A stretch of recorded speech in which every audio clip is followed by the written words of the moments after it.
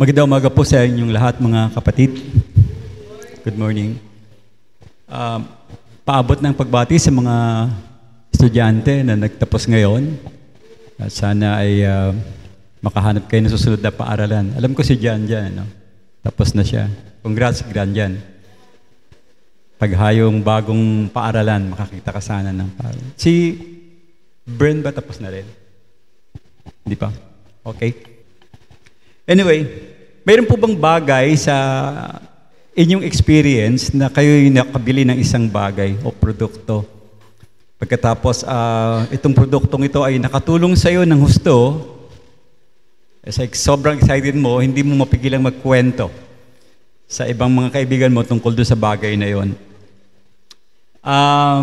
Papaano? Naapektuhan ba ang buhay nyo dahil doon sa bagay na yon o produktong yun na inyong nabili? Maari po, kaya nga naging excited ka na ibahagi yung bagay na yon. Now, sa simula po ng liham ng mga taga-Roma, pinakilala po ni Apostol Pablo ang kanyang sarili bilang isang apostol na mula sa ating Panginoong Diyos.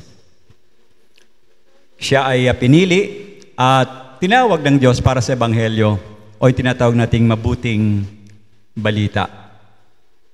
Siya rin po ay tinawag upang mangaral sa mga tao sa iba't ibang antas ng ating mga buhay. At ito'y kanyang sineryoso, yung pagkatawag sa kanya. At ito'y kanyang malugod na tinanggap. Ngayon pong umaga ay ating titignan kung papaano ang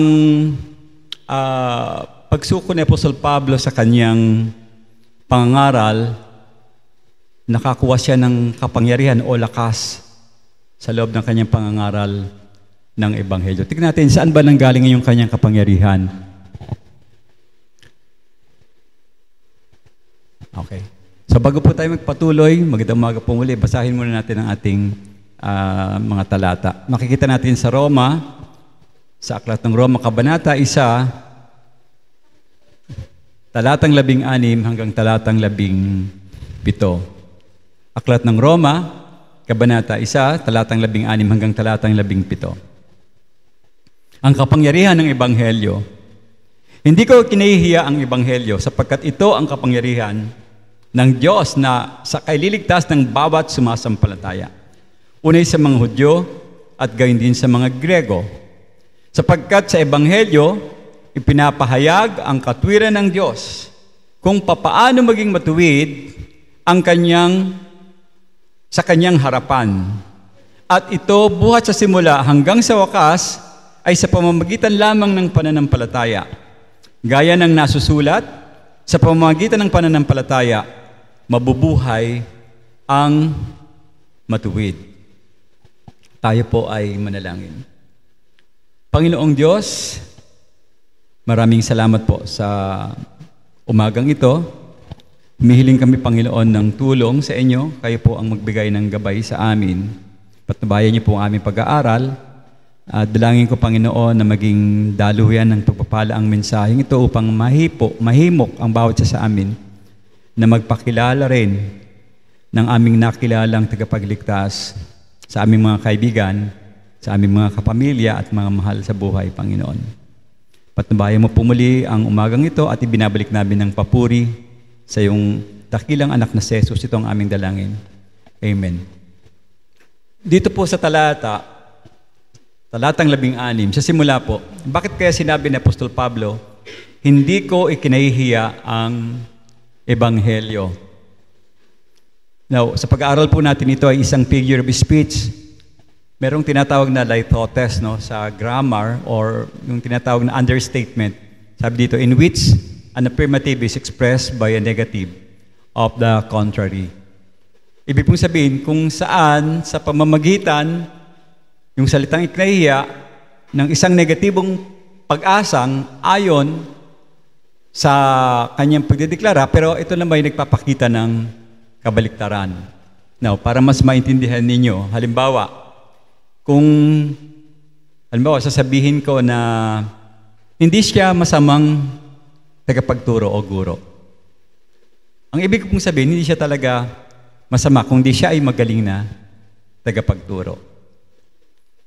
Kaya po nung kanyang sinabi na hindi ko ikinahihiya ang Ebanghelyo, Ang ibig sabihin dito ni Apostol Pablo ay nagmamapuri siya, very proud siya.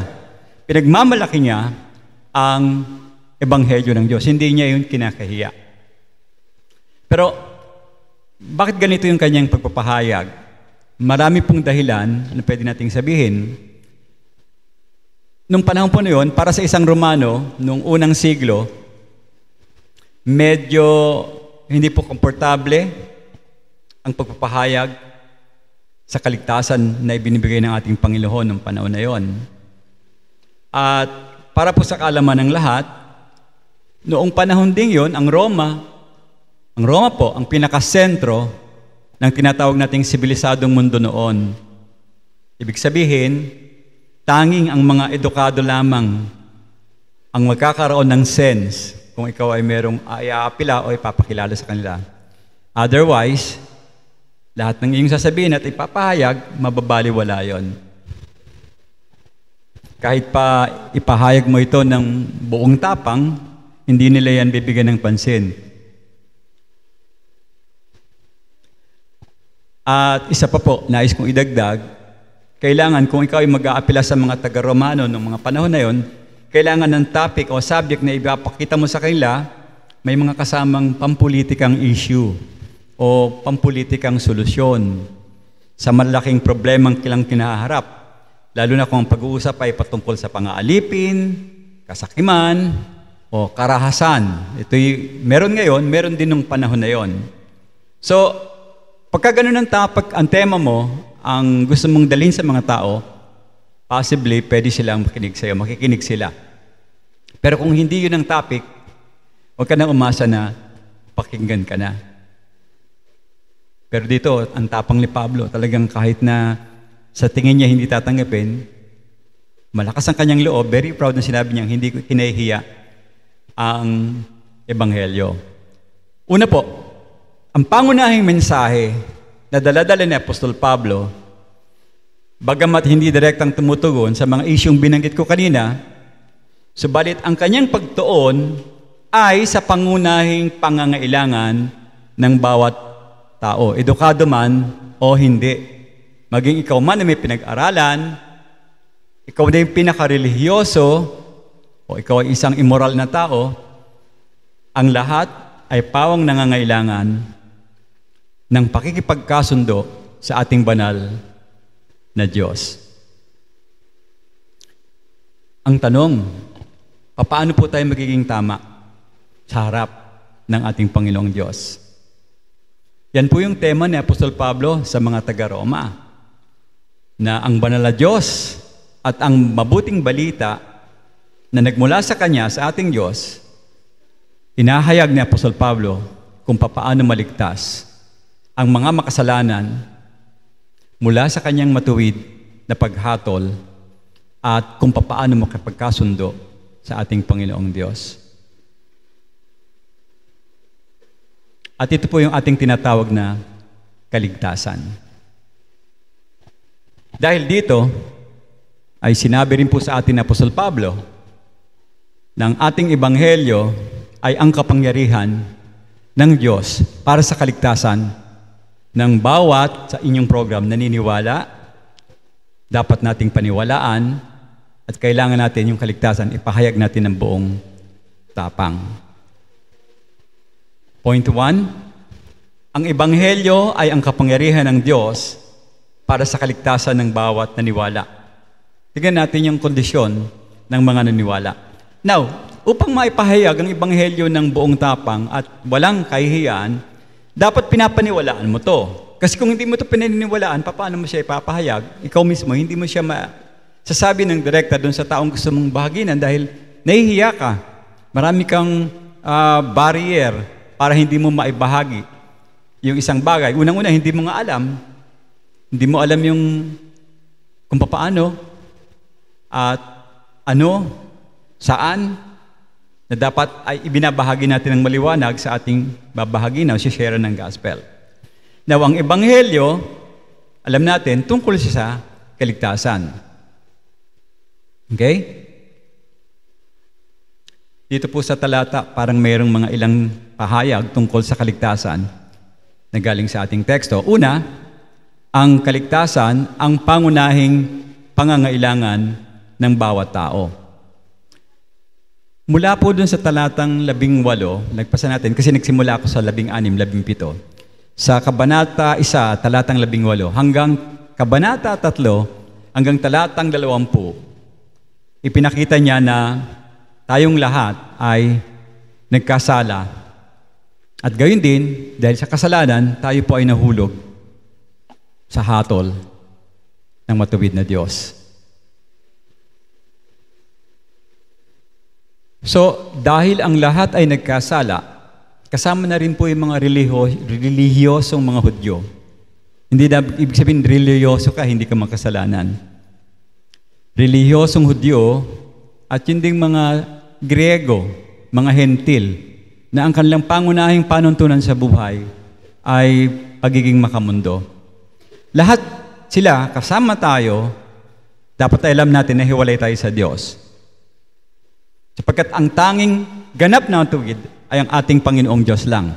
So, lahat ng nasa ilalim ng Panginoon, dahil wala silang katwiran, wala pa silang pagkaalam sa kaligtasan ng Diyos, lahat ay nasa ilalim ng puot ng Diyos.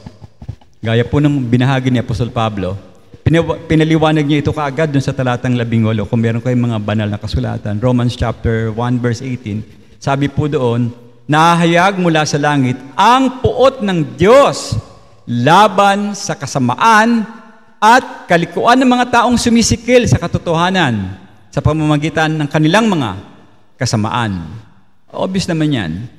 Pag ang tao walang connection sa Diyos, ang kanyang pamumuhay, ang kanyang pairalin sa estilo ng kanyang pamumuhay, puros kasamaan, at mga bagay na taliwas sa kalooban ng Diyos. Mga kapatid, ang kaligtasan ay tumutukoy sa pagliligtas mula sa puot, galit, paghatol ng Diyos. At nararapat yan kahit tayo sobrang dami ng kasalanan natin. Dapat lang talagang mahatulan tayo ng galit ng Diyos. Nangangahulugan po ito na ang ating pagiging ligtas, kung nakilala natin ang Panginoong Hesus at tayo sumuko sa Kanya, nagsisi, magkakaroon tayo ng kaligtasan mula sa parusa ng kasalanan na maaaring mangyari sa sandaling ating paniwalaan na tayo ay iniligtas mula sa kapangyarihan ng kasalanan. At ang magiging resulta ng mga kapatid, magkakaroon tayo ng maraming matatanggap sa Diyos, mga mabuting bagay na Kanyang idudulot sa atin. Katulad ng pagtatamasa natin ng pakikipagkasundo sa ating Panginoong Diyos. Sabi po sa Romans chapter 5 verse 1, kaya't yamang tayo itunuring ng matuwid sa pamamagitan ng pananampalataya, mayroon na tayong pakikipagkasundo sa Diyos sa pamamagitan nino ng ating Panginoong Jesus. Kasama rin yung pagtanggap natin, kung tayo nakipagkasundo na sa Diyos, tatanggap tayo, listen to this, ng mga bagay na hindi natin maarok. Mga kayamanang hindi natin maarok. Kasi ito'y kayamanan ng Panginoon. Efeso, Kabanata 1, talatang 3, purihin ng Diyos at ang Ama nating Panginoon at Ama ng ating Panginoong Hesukristo, na siyang nagpala sa atin kay Kristo ng bawat pagpapalang espiritual sa sangkalangitan. Bagaman, verse 8, chapter 3 of Ephesians, bagaman ako ay pinakahama kung ihahambing sa lahat ng mga banal, ibinigay sa akin ang biyayang ito upang ipahayag sa mga hentil ang magandang balita tungkol sa walang kapantay na kayamanan ng ating Panginoon. Subalit, makakatanggap tayo ng di maarok na kayamanan. Ang puntos po ganito, kapatid, binibigyan din dapat natin, kaya nga yung figure of speech dito ay mahalaga na nakita natin, dapat binibigyan natin ng pansin yung negatibong aspeto ng pagpapaliwanag natin. Ano yung negatibong aspeto na gustong ipakita ng Diyos sa atin? Yung Kanyang puot, galit. Kaya kung tayo magpapahayag, mga kapatid, ng salita ng Diyos, dapat nating unahin ang pagsasabi sa kanila ng masamang balita bago mabuting balita. Kasi maaari tayong bumagsak. Katulad ng sinasabi ni Apostol Pablo, sa pagiging pagkahiya sa Ebanghelyo. Mahihiya tayo. Mga kapatid, ang kaligtasan ay hindi tungkol sa masayang pamumuhay. Ito ay tungkol sa ating katiyakan. Tiyak na mapapahamak. Tiyak na hatulan ng Diyos. Dahil tayo nasa ilalim ng makatarungang galit ng ating Panginoong Diyos. Subalit, ibinuhos ng Panginoon ang kanyang dugo para tayo ay maligtas. Amen po ba? Amen ba? So, purihin natin ang Panginoon. Kaya, pwede mo nang sabihin na hindi ko ikinahihiya ang Ebanghelyo. Sapagkat, ang pinakapuso na hindi ko ikinahihiya ang Ebanghelyo, kung ikaw ay taong napagtanto mo na kailangan mo ng kaligtasan. Upang matamasa natin yon at hindi tayo mapahamak na walang hanggan, kailangan natin ng tagapagligtas. Tagapagligtas na ipinako doon sa krus ng Kalbaryo upang ating mga kasalanan ay mapawi na pagbayaran ng Panginoong Diyos. Kasi po lahat tayo, alam natin, tayo ay hindi makadiyos kung di dahil sa kanyang biyaya. Mga rebelde at iba pa. So, yan yung dahilan kung bakit ang kaligtasan, pangunahing pangangailangan natin mga tao. Hindi natin kailangan ng pag-unlad sa buhay kung tayo ay hindi naman ligtas. Hindi natin kailangan ng mga bagay na nagpapakamatay yung tao, makuha lang yon. Pero ang dapat makita natin ay meron tayong pakikipagkasundo sa ating Panginoong Diyos. Yun ang ating kailangan. Kailangan lahat ng tao yan. Kasi ang tao ay may problema. Tignan niyo yung katabi niyo, may problema ba?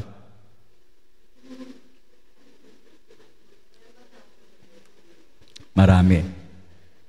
Pangalawa po, ang kaligtasan ay nangangailangan ng mismong kapangyarihan ng Diyos. Tandaan natin yan, mga kapatid. Hindi po sinabi ng Ebanghelyo na sa mga tao ay tungkol sa kapangyarihan ng Diyos. Hindi. Sa halip, kapangyarihan ng Diyos para sa kaligtasan. Clarification lang po. Nangangahulugan po ito na yung tinatawag nating kaligtasan, hindi siya isang bagay na maaari nating matamo, tayong mga makasalanan, sa pamamagitan nating pagsasariling sikap o mabuting gawa. O reminder baka mamaya ma-misinterpret na naman itong ating pinag-uusapan dito. Yung mabuting gawa, magiging bahagi yan ng buhay mo kung ikaw ay meron ng kaligtasan. Kasi ang pinaka-issue, kung ikaw ay wala pang relasyon sa Diyos, ay yung iyong pananampalataya.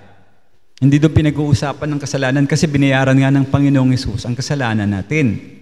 So, papaano mo makukuha yung kaligtasan? Kailangan mong magsisi at sampalatayanan yung pagbabayad na ginawa ng ating Panginoong Hesus. And then, pagka nakuha mo yun, pag-uusapan ngayon yung iyong mabuting gawa kasi nga, kilala mo na kung sino ang iyong pinaglilingkuran. Pero hindi para maligtas. Kundi para magbigay ng kaluguran sa Diyos. So, yun ang kahulugan ng kaligtasan ay hindi natin talaga matatamo sa pamamagitan ng ating sariling pagsisikap. Ang kaligtasan din, hindi rin ito pagsasanib the project ng Diyos at saka ng tao. Kung saan may bahagi ang Diyos, tapos sabihin natin tayong mga tao ay meron ding ambag. Hindi pa pwede yun, no? 50% sa Diyos, 50% sa tao. Hindi pa pwede yun. 100% lahat ng paraan, lahat ng sistema sa Diyos manggagaling. Wala tayong iaambag. Dahil tayo'y talagang maruming basahan ang tingin sa atin ng Panginoong Diyos. Meron kasi nag-iisip ng ganito, hindi ba kailangan kong maniwala sa ating Panginoon? Sinabi niyo na ba ito sa buhay ninyo? The answer is yes, di ba? Niniwala sa Panginoon. So, ibig sabihin, may bahagi ba tayo dahil tayo naniwala sa Diyos? I-analyze niyo maigi.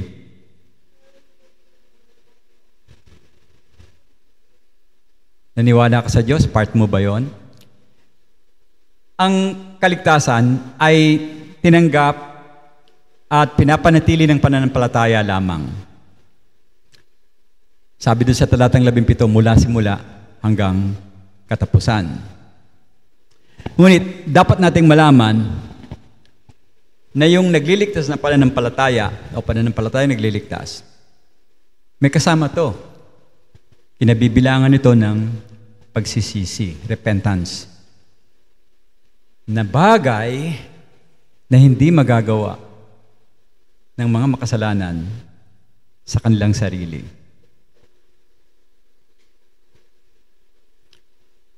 Maging ang pagsisisi kaloob ng Diyos upang hindi tayo magmayabang. Sa Efeso, Kabanata 2, talatang 8 hanggang talatang 9, dahil sa biyaya, kayo iniligtas sa pamamagitan ng pananampalataya. At ito'y hindi sa pamamagitan ng inyong sarili. Ito'y kaloob ng Diyos. Hindi sa pamamagitan ng mga gawa upang walang sino mang malaki o makapagyabang sa ating Diyos, makapaghambog. Napakahalaga po mga kapatid na dapat makita natin na ang kaligtasan ay hindi nakasalalay sa desisyon nating mga tao. Ito ay galing mismo sa kapangyarihan ng Diyos. Paulit-ulit na ako, kapangyarihan ng Diyos.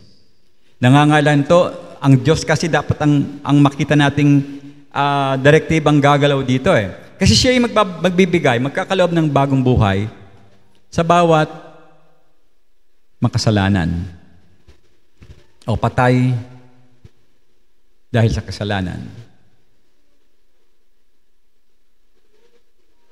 Kaya hindi mo pwedeng sabihin na kaya mong gawin yan dahil ikaw ay walang koneksyon sa Diyos. Patay ka spiritual. Hiwalay sa Diyos ang ibig sabihin. Separated from God.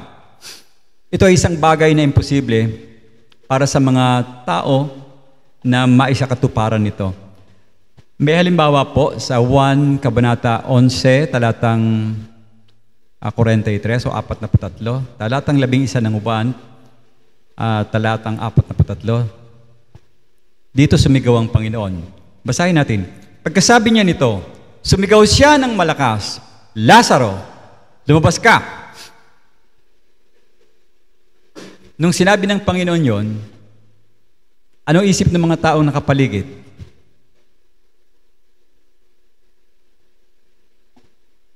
Baka may diferensya to. Nababaliw siguro to. Bakit niya kinakausap yung isang taong patay na ng mahigit 4 na araw? Kinausap niya, lumabas ka. Ano nangyari? Kapangyarihan ng Diyos, sa pamamagitan ng kanyang kapangyarihan, pamamagitan ng salita, nagbigay buhay sa isang patay na tao. Kapangyarihan ng Diyos. Matthew chapter 19, verse 23 to 26, at sinabi ni Jesus sa kanyang mga alagad, tinitiyak ko sa inyo, napakahirap para sa isang mayaman ang pumasok sa kaharian ng langit. At inuulit ko sa inyo, mas madali pa sa isang kamelyo ang lumusot sa butas ng karayom kaysa pumasok ang isang taong mayaman sa kaharian ng Diyos. Verse 25, labis na nagtataka ang mga alagad nang marinig nila ito. Kaya't sila'y nagtanong, sino kung gayon ang maliligtas? Tinignan sila ni Jesus at sinabi sa kanila, hindi ito kayang gawin ng mga tao, ngunit ang lahat ng mga bagay ay kayang gawin ng Diyos. Mga kapatid, tandaan po natin ang kaligtasan. Mula ito sa ating Panginoong Jesus.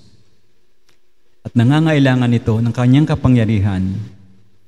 Ibig sabihin, lumiliwanag na yung ating talata, ang Ebanghelyo ay mismong kapangyarihan ng ating Diyos. Anong gagawin yan? Magbibigay yan ng buhay, bagong buhay at kaligtasan. Kaya po, yung pangangaral ng salita ng Diyos ay hindi lamang ginagawang posible ang kaligtasan, kundi magdudulot ito ng kaligtasan sa mga tinatawag ng ating Panginoong Diyos. Okay? So sa muli po, una, ang kaligtasan ng pangunahing pangangailangan ng tao. Pangalawa, ang kaligtasan ay nangangailangan mismo ng kapangyarihan ng Diyos. Ang pangatlo, ang kaligtasan ay nangangailangan din ng katwiran ng Diyos. Doon po sa talatang 17, piniliwanag po ni Apostol Pablo kung bakit ang Ebanghelyo ay ang kapangyarihan ng Diyos para sa kaligtasan ng bawat sumasampalataya. Anong sabi niya? Sapagkat dito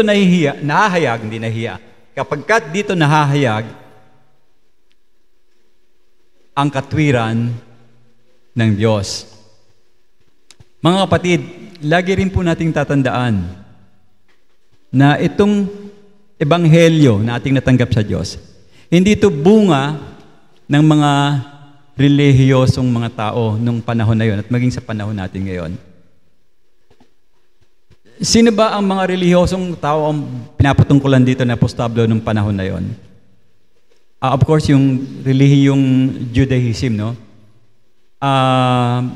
To make a long story short, yung Judaism, di ba, nahati siya sa apat, no? Nagkaroon siya ng apat na division. Nagkaroon ng mga Pariseo, nagkaroon ng mga Saduceo, nagkaroon ng mga Zealots, at saka nung tinatawag natin mga rebelding mga grupo, yung mga SNS ng mga panahon na yon. Iba kasi yung naging pagtingin nila sa ating Panginoong Diyos. Sabi po sa Galatians chapter 1 verse 15, subalit ayon sa kagandaang loob ng Diyos, ay hinirang niya ako na maglingkod sa Kanya bago pa ako isilang. Dito ay piniliwanag ni Apostol Pablo na ang kanyang sariling pagbabago, saan galing? Sa sarili niyang sikap o sa biyaya ng Diyos? Sa pamamagitan ng biyaya at katwiran ng ating Panginoong Diyos. Totoo po na ang Ebanghelyo ay nagpapakita ng pag-ibig ng Diyos sa mga makasalanan. Kasi baka mamaya misinterpret nyo, kala ko ba pag-ibig siya? Bakit nagbago ngayon? Romans 5:8, subalit ipinakita ng Diyos ang kanyang pag-ibig sa atin na noong tayo makasalanan pa, si Kristo ay namatay para sa atin. Pag-ibig ang tawag doon. Kaya mas marahil, yung iba, mas bukang bibig nila, God is love, ang Diyos ay pag-ibig. Kasi meron silang sariling pagdanasa. Gusto nila kasi na pagbasihan yung character ng God is love kasi maaring pwede nilang gawing dabar cards doon ng Panginoon sa langit. Pwede sila mag-under the table. Kasi barkada eh. Pag-ibig ka naman, baka pwede mong gawin to. Mali po yun. Subalit, hindi pag-ibig ang ginamit ng Diyos, katwiran. Kasi yung katwiran, magpapakita yan ng isang problema. Na tayong lahat ay nagkasala. In the eyes of God, pag pag-uusapan yung kanyang katwiran, all have sinned. Hindi yan papasa sa level ng ating Panginoong Diyos. Kasi ang Diyos matuwid. It's an obvious thing. Kung makita natin, ayon sa kanyang katwiran, na ang Diyos ay matuwid, makikita natin ating sarili na nangangailangan tayo ng Savior. Ano po ibig sabihin ni Apostol Pablo nang sabihin niyang ang Ebanghelyo ay nahayag ang katwiran ng Diyos? May isang preacher, si Martin Lloyd-Jones, medyo mabigat yung kanyang pagkabanggit dito sa talatang to. Ang sabi niya, ang Ebanghelyo ay hindi daw mabuting balita. Ayon sa kanya, ito ay nakakatakot na balita. Nakakatakot. Kasi kung hindi ka maliligtas, nakakatakot ang iyong dadanasin. Now, sa kabilang banda, para po kay Apostol Pablo, dito sa talata, sabi niya, ang isang tao, parang wala naman itong konsepto na wala siyang isip na siya ay ganap at madalas karamihan sa mga tao hindi nila naisip na ang Diyos ay matuwid. Hindi nila ito maunawaan. Kahit na yung kalagayan ng isang kung lumabas kayo, magsumilip kayo ng isang taong walang silang relasyon sa Panginoong Diyos. Dahil ikaw nakakaalam, mauunawaan mo na ang kanyang kondisyon ay mapanganib. Nakakatakot yung kanyang posisyon. Dahil alam mo, pag siya namatay, hatol ng Diyos ang kanyang haharapin. Dahil siya ay hindi matuwid at makasalanan. So, balikan natin ngayon talatang 18 ng Roma. Kabanata 1. Nahayag mula sa langit ang puot ng Diyos. Binanggit ko na ito kanino, laban sa lahat ng kasamaan. Diyan, maliwanag po sa talatang yan, ang Ebanghelyo ay nahayag ng matuwid na mayroong katangian ng Diyos. Katwiran, nagpapakita sa atin ng matinding pangangailangan ng kaligtasan. Meron siyang basis para ikaw ay i-judge. Okay? Yung kanyang hustisya, kanyang katwiran, sinabi, lahat nagkasala. O, walang papasa, lahat nagkasala. Okay? Sa kabilang banda, pag ang Diyos ang titignan mo, mahal ang Diyos ang sanlibutan, pinadala niya ang kanyang bugtong na anak upang hindi na mapahamak bagkus magkaroon ng buhay na walang hanggan. Isang anggulo yon ng Diyos. Pero yung katwiran ng Diyos, yung hustisya ng Diyos, ang tingin niya sa tao, lahat makasalanan. Ito pong katwiran na ito ay hindi ito isang moral na katangian, kundi ito isang legal na katayuan na ang ibig sabihin, ang Diyos mismo ay matuwid, kaya lalaki at babae, magiging matuwid kayo sa harap ng Diyos kapag kayo inari niya. Sinabi niyang, diniklara niya, na ikaw ay matuwid dahil sa iyong pananampalataya. Saan ba natin makikita yung talatang yan? Genesis chapter 15 verse 6. Genesis chapter 15 verse 6. Nanalig si Abraham, o Abraham pa, kulang pa yung pangalan niya dati, nanalig si Abraham sa Panginoon. At dahil dito, siya'y itinuring na matuwid. Nanalig si Abraham sa Panginoon at dahil dito, itinuring siyang matuwid. Yung kanyang pananalig sa ating Diyos, inari siya ng Diyos na matuwid. Kasi kung tayong mga tao, titignan natin yung ating sarili, hindi tayo matuwid. Ang lahat ng ginagawa natin ay pawang anong katumbas, maruming basahan. God is righteous. Tayo, self-righteous.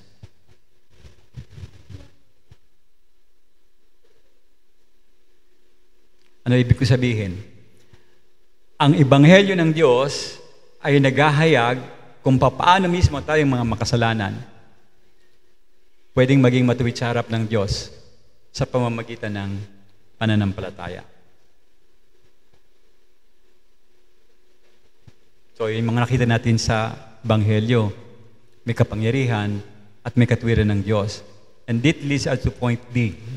Ang apat, ang kaligtasan, ito'y lagi namin binabanggit dito, no, Brother Ray at ng mga pastor.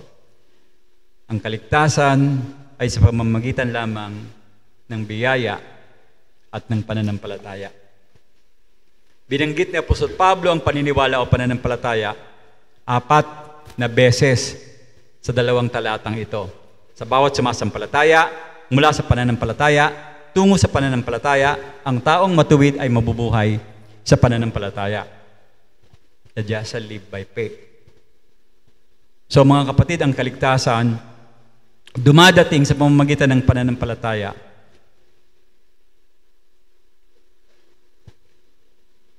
Kasi kung sasabihin nating mix, pananampalataya at saka mabuting gawa, maraming mga simbahan ngayon, ganyan ang turo. No? Kailangan mo ng pananampalataya, tapos kailangan mo samahan ng mabuting gawa para ka magkaroon ng kaligtasan. Napakarami nila. No? Pero kung gano'n na magiging basehan nila, we cannot consider this as mabuting balita. Hindi siya pwedeng magandang balita dahil hindi natin alam kung ano yung sapat na mabuting gawa na pwede natin gawin para tayo maging kwalipikado. Alam niyo ba?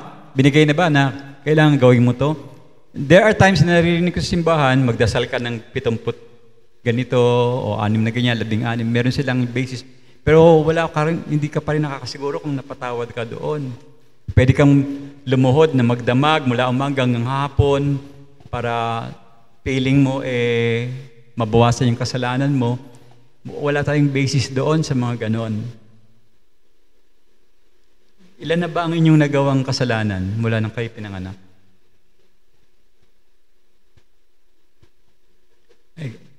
tapos tatapasan mo siya ng mabuting gawa, hindi mo siya mahahabol. Kung gano'n ang inyong basihan.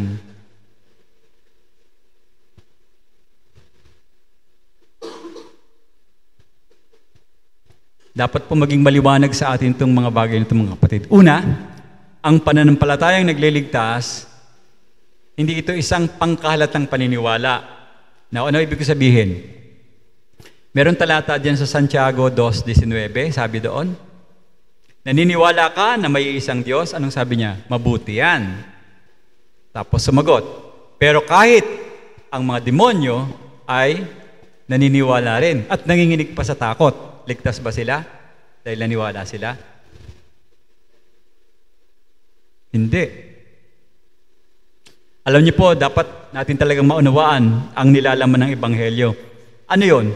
Kung sino ang Panginoong Hesus, kung ano ang kahulugan ng kanyang kamatayan doon sa krus, ano rin ang kahulugan ng kanyang pagkabuhay na maguli. Importante ang mga bagay na yan, laman ng Ebanghelyo. Tapos, dapat magkaroon tayo ng tamang tugon sa katotohanan ng Ebanghelyo. Kung saan dapat sumasang-ayon tayo ng ating kasunduan sa ating Panginoon, magiging kasunduan o magiging relasyon natin sa Diyos, ito yung magiging sanhi ng ating kalungkutan tungkol sa ating kasalanan.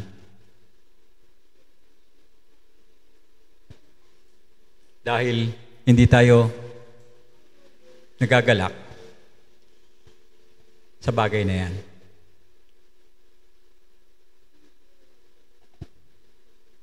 Makasalanan tayo, dapat tanggapin natin yun. We have to admit that we are sinners. We cannot save ourselves. Lahat ng ating gawa ay kinukonsider as filthy rags, maraming basahan. Subalit ang Diyos nag-alok ng walang bayad na biyaya. Pangatlo, ito po ay may kasamang pangako. Kinabibilangan ito ng mga pangako. Kung saan nangangailangan tayo magtiwala sa Kanya na yung Kanyang kamatayan dun sa krus, ang ating tanging pag-asa sa ating buhay at sa buhay na walang hanggan. Dagdag ko na rin, yung iyong pagtitiwala sa pagkabuhay na maguli ng Panginoong Hesus, dapat may isang nagiging resulta yan sa buhay natin. Dapat nagiging masunurin tayo sa ating Panginoong Diyos. Susunod tayo sa Kanya kasi Siya ay ating Panginoon. Sa madaling salita, mga kapatid, ang nagliligtas na pananampalataya ay hindi lamang isang gawain na ginagawa natin. Bagkus, ito po ay simpleng pagtanggap sa lahat ng alok ng Diyos sa atin. Kailangan natin itong maunawaan. Anong ibig sabihin ni Apostol Pablo mula sa pananampalataya hanggang sa pananampalataya? Hindi ko pa natalakay, ano? Yan ang ating tatalakayin sa susunod na linggo. So, manalangin po tayo sa ating Panginoon. Maraming salamat, Panginoon, sa Ebanghelyo na nakakapagligtas at nagdadala sa amin ng tamang relasyon sa inyo, O Panginoon. Dalangin ko po na patuloy na lumalim ang aming ugnayan sa inyo at ito, Panginoon, ang maging dahilan upang magpatuloy po kami sa paghayo, Panginoong Diyos. Dalangin ko rin na ang aming buhay lumago sa pagkaunawa sa kapangyarihan ng Diyos, kapangyarihan ng Ebanghelyo, at nawa, O Diyos, ang aming buhay din ay maging patotoo sa kung saan inyong binago, Panginoon. Samahan mo rin po kami, Panginoon, sa aming pagpapahayag ng salita ng Diyos na hindi namin ikahiya ang iyong salita, ang iyong Ebanghelyo. Imbes magkaroon kami ng pananabik at lakas ng loob sa pangangaral nito sa aming mga kasama, mga pamilya, at aming pong mga mahal sa buhay, Panginoon, mga kaibigan. Kayo po ang aming binabalingan Nasasalamatan sa umagang ito. Dalangin ko ang lahat ng ito sa pangalan ng iyong dakilang anak na si Jesus. Amen.